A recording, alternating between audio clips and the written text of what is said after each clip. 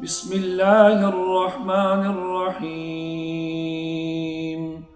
قال رسول الله صلى الله تعالى عليه وسلم: ما قام رمضان وما صام رمضان إيمانا واحتسابا غفر له ما تقدم من ذنبه أو كما قال عليه الصلاة والسلام. اللہ کے پاک نبی صلی اللہ تعالی علیہ وسلم کا فرمان علی شان ہے کہ جو ماہ رمضان کے اندر قیام کرے، ماہ رمضان کا روزہ رکھے، ایمان اور احتساب. ایمان یہ ہے کہ کلمہ پڑھا ہوا ہے مومن نے.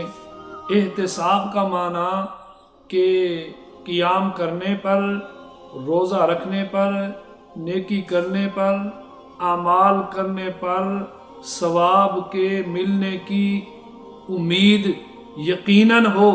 تو فرمایا غفر لہ ما تقدم من ذنبی، اس آدمی کے زندگی کے پچھلے سارے گناہ معاف ہو جاتے ہیں. یہ سننے والی بات ہے. کبائر گناہ بغیر توبہ کے معاف نہیں ہوتے، اس سے مراد صغیر گناہ ہیں. ہاں، اللہ قادر ہیں، اللہ رب العالمین کو اختیار ہے کہ اپنے بندے کی نماز، اپنے بندے کا روزہ اور اپنے بندے کی نیکی اور ماہ رمضان کی برکت کی وجہ سے اگر اعمال کے بدلے میں اللہ پاک بڑے گناہ بھی معاف فرما دیں تو اللہ سے کوئی پوچھنے والا نہیں ہے.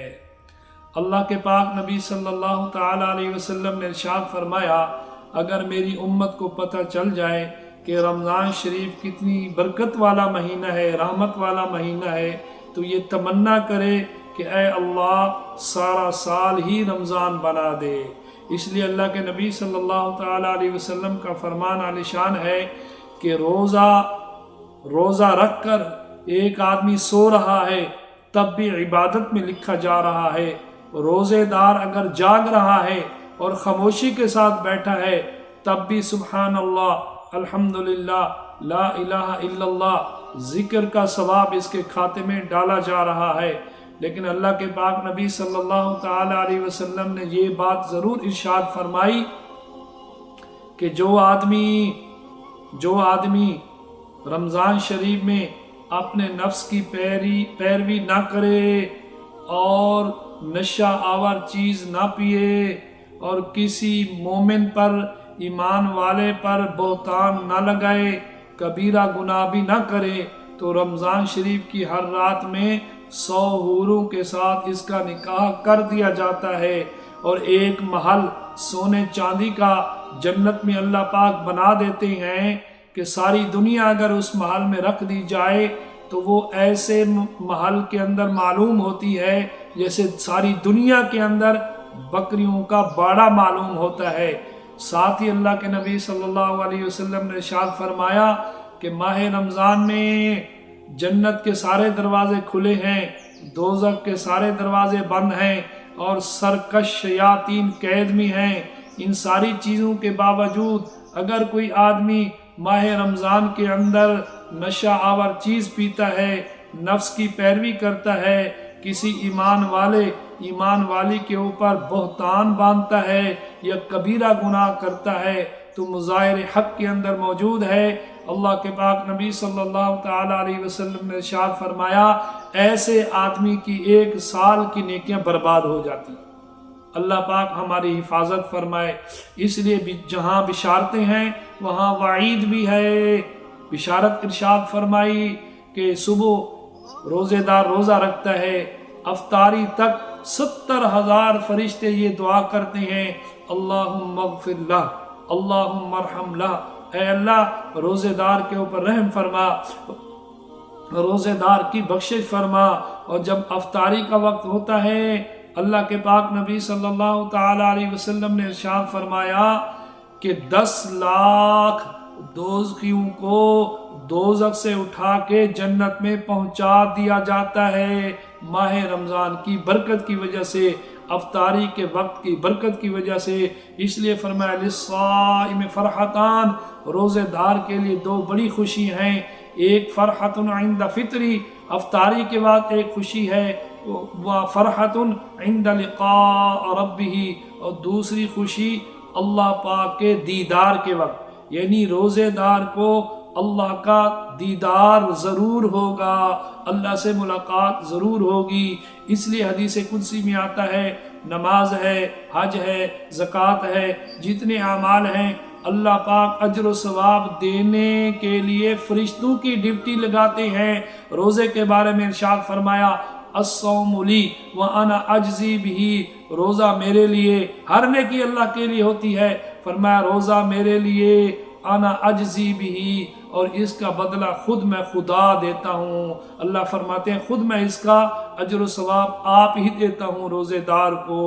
اس لیے اللہ کے نبی صلی اللہ تعالی علیہ وسلم نے ارشاد فرمایا کہ بغیر کسی شرعی مجبوری کے ایک روزہ بھی چھوٹ جائے رمضان شریف کا، ساری زندگی سارا سال آدمی روزے رکھے، رمضان شریف کے ایک روزے کا مقابلہ نہیں ہو سکتا۔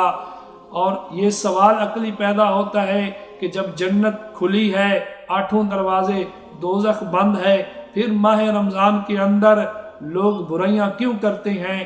اس کا جواب مظاہر حق کے اندر یہ دیا گیا ہے کہ بڑے بڑے شیطان، سرکش شیاطین، وہ تو قید ہوتے ہیں، اور چھوٹے اس کے جو ذریت ہوتی ہے، چھوٹے جو شیاطین ہوتے ہیں وہ حملے کرتے ہیں۔